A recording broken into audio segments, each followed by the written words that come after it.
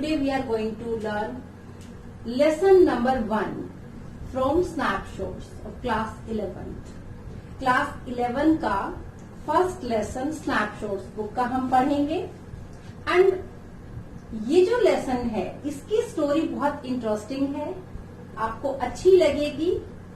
तो स्टार्ट करते हैं आज का lesson, the summer of the beautiful white horse. And this lesson is written by William Saroyan. William Saroyan ने इस लेसन को लिखा है और ये जो लेसन है इसके मेन कैरेक्टर्स जो हैं दैट इज नंबर 1 आराम, 9-year-old बॉय है। सेकंड मुराद, 13-year-old बॉय है एंड आराम्स कजिन, आराम का कजिन है, ये चचेरा भाई है। एक बात यहाँ मैं बताना चाहूंगी कि कई बार हम ऐसे बोलते हैं कि he is my cousin brother, she is my cousin sister, grammatically वो गलत होता है। He is my cousin, she is my cousin, इतना ही सही होता है, ब्रदर सिस्टर मेंशन करने की जरूरत नहीं होती है। चलिए नेक्स्ट कैरेक्टर पे चलते हैं। खुसरो, खुसरो जो है अंकल है आराम और मुराद के, और कई बार आपसे पूछा जाता है कि उनके बारे में डिटेल या उनका कैरेक्टर स्केच ब्रीफ डिटेल देनी है। तो he is furious, furious means जिसको बहुत जल्दी गुस्सा आ जाता है। सेकेंड ही इज इरिटेटिंग, वो बहुत इरिटेटिंग है, जब वो बात करते हैं तो सामने वाला अपने आप को ऐसे चिढ़ जाता है, उसको अच्छा महसूस नहीं होता, कंफर्टेबल फील नहीं करता है। And third one he is impatient, बहुत जल्दी वो अपनी पेशेंस को लूज कर देते हैं, उनमें जरा भी सहन शक्ति नहीं है, बहुत जल्दी पेशेंस उनकी खत्म हो जाती है। एक और है इसमें, ये हमेशा वो कहते हैं कि इट इज नो हार्म, पे नो अटेंशन टू इट, ये इनका पेट सेंटेंस है, जब भी कोई बात होती है तो ये डायलॉग वो बोलते हैं, Khosrove. And next one is Zorab, he is Aram's father. And last one is John Byro, owner of the white horse. जिस व्हाइट हॉर्स का इसमें जिक्र हो रहा है, ब्यूटीफुल व्हाइट हॉर्स का, वो किसका है? जॉन बायरो का है। तो स्टार्ट करते हैं लेसन। ये जो आराम है एंड मुराद है, ये दोनों कजिन है एंड ये गारोग्लेनियन ट्राइब से बिलोंग करते हैं। आर्मेनियन पीपल है, Armenia is the name of a country, Armenia जो है वो एक देश का नाम है, और जो इनकी ट्राइब है वो ये है, ये ट्राइब है इनकी। तो स्टोरी ऐसे स्टार्ट होती है कि सुबह 4 बजे जब आराम सो रहा है, अर्ली इन द मॉर्निंग, मुराद आता है, विंडो को टैप करता है और आराम को कहता है कि चलो हॉर्स राइडिंग अगर तुमने करनी है तो। अब आराम सोचता है कि हमारे पास कहीं ये सपना तो नहीं है, हमारे पास हॉर्स कहाँ से आएगा, बट मुराद कहता है कि अगर तुमने हॉर्स राइडिंग करनी है तो फटाफट तुम चलो। आराम एक बार परमिशन लेता है कि मैं कपड़े चेंज कर लेता हूँ, फटाफट वो कपड़े चेंज करता है और घोड़े पर बैठ जाता है और तुरंत जो किक मारते ही घोड़ा ऐसे उड़ने लग जाता है, बहुत तेज दौड़ने लग जाता है। अब जो मुराद है उसको क्रेजीएस्ट स्ट्रीक कहा जाता है, बहुत क्रेजी है वो, हालांकि आराम को ऐसा नहीं लगता है। अब मुराद जो है उसने सिंगिंग स्टार्ट करी, गाना शुरू कर दिया, घोड़े को अपना दौड़ाया जा रहा है, गाया जा रहा है एंड आराम सोच रहा है कि ये घोड़ा कहाँ से आया, हम तो बहुत ही पुअर हैं, पॉवर्टी स्ट्राइकन है, हमारे पास कोई वेल्थ नहीं है कि हम एक घोड़ा अफोर्ड कर सके, और ये व्हाइट हॉर्स इतना सुंदर लेके आया है तो कहाँ से लेकर आया है। तो ऐसे उसके मन में विचार चल रहे हैं। वो सोचता है जो आराम है कि हमारी जो ट्राइब है वो तो फेमस है किसके लिए? ऑनेस्टी के लिए, बहुत ईमानदार ट्राइब मानी जाती है, और पिछले बहुत 11 सेंचुरी से हम पहले तो हम वेल्दिएस्ट हमारी जो होती थी, जो हमारी ट्राइब है वो वेल्दिएस्ट होती थी, बट अब हमारी जो ट्राइब है वो बहुत पुअर है, हमारे पास तो इतना पैसा भी नहीं है कि हम अपना पेट भर सके, और हमें ये नहीं पता कि हम कैसे पैसा कमाएं, और इतना सुंदर घोड़ा ये लेकर आया है तो कहाँ से लेकर आया है। बट इन बिटवीन जो मुराद है वो अपना गाए जा रहा है एंड आराम सोचे जा रहा है।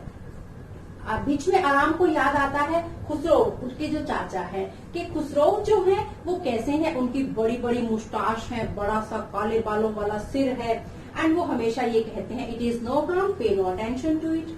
आराम याद कर रहा है कि एक बार जो उसके अंकल थे खुसरो, वो बार्बर के पास गए हुए थे अपने हेयर ट्रिम करवाने के लिए, मुस्टाश को ट्रिम करवाने के लिए, और इन बिटवीन खुसरो जो है उनका बेटा दौड़ के आता है कि फादर हमारे घर में आग लग गई है, बट खुसरो रिप्लाइज कि इट इज नो हार्म, पे नो अटेंशन टू इट, कोई नुकसान नहीं होगा, इस पर ध्यान मत दो। जब भी कोई बात होती है तो वो यही रिप्लाई करते हैं। बार बार कहता है अरे ये कह रहा है आपके घर में आग लग गई है, but again he replies the same, वही बात फिर से वो बोलते हैं।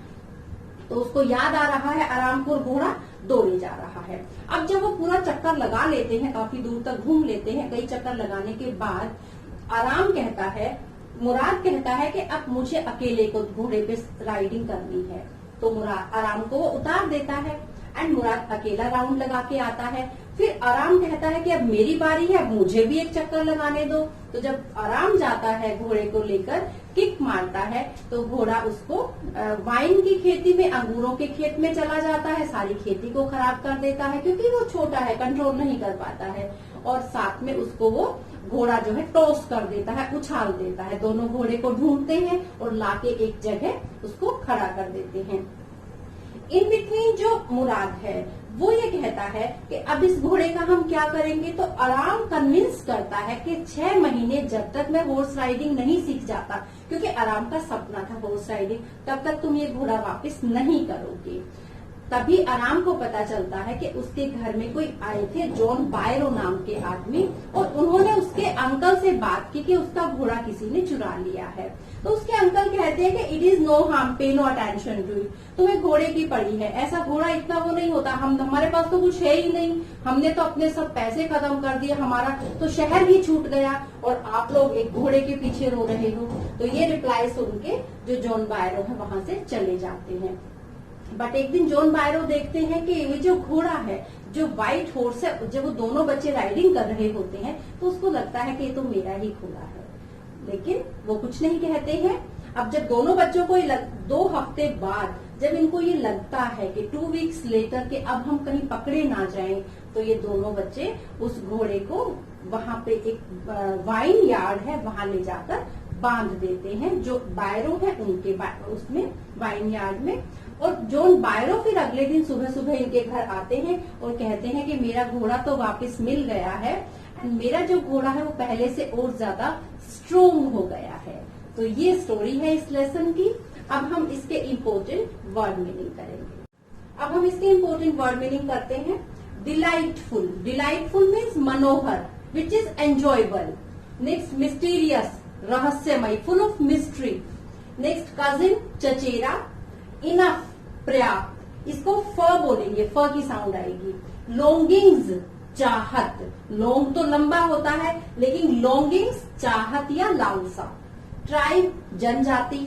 पॉवर्टी स्ट्राइकन, पॉवर्टी स्ट्राइकन होता है जो बहुत गरीब है, गरीबी से जकड़ा हुआ। मैग्निफिसेंट, शानदार। मुस्ताश, मुस्ताश बोलते हैं मूछ को। वाइनयार्ड, अंगूर का बाग। ओर्चार्ड, बगीचा। हिंद, पिछला। बार्न, खलिहान। ये कुछ वर्ड मीनिंग्स है। इसके बाद इसके जो इम्पोर्टेंट क्वेश्चंस है वो आपसे पूछ सकता है कि who was Mourad and who was Aram and who was describe a brief character sketch of uncle Khosrove and उनकी जो ट्राइब थी जो ऑनेस्टी के लिए जानी जाती थी, उससे रिलेटेड उनकी कुछ क्वेश्चंस पूछे जा सकते हैं। तो अगर आप इन सबके कैरेक्टर स्केच कर लेते हैं तो it will be enough for you to write in the exams. Thank you. I hope you will like this video. Have a nice time.